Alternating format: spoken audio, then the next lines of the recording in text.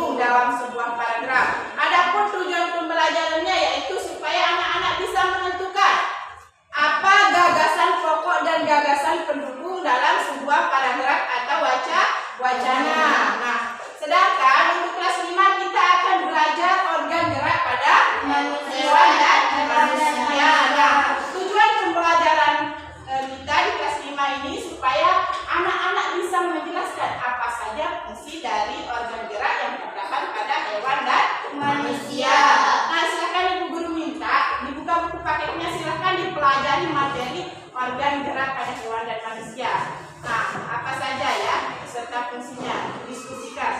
Nah, Ibu Guru akan menjelaskan kepada kelas 4 terlebih dahulu. Nah, kelas 4 silakan dibuka materinya. Ya, tentang ide pokok. Silakan buka buku paketnya. Ada yang sudah mendengar kata ide pokok atau gagasan pokok? Nah, gagasan pokok itu biasa disebut dengan gagasan utama. Nah, yang terdapat pada sebuah paragraf. Nah, di dalam sebuah paragraf selalu ada namanya gagasan pokok atau gagasan pendukung. Mengapa demikian? Paragraf dikatakan sempurna apabila di dalamnya itu terdapat gagasan pokok dan gagasan pendukung. Maka dari itu biasa ya dalam soal semester itu ditanyakan apa gagasan pokok atau apa pokok pikiran utama yang terdapat pada sebuah paragraf. Itu yang sering ditanyakan. Makanya gagasan utama itu adalah isi secara keseluruhan dari sebuah paragraf.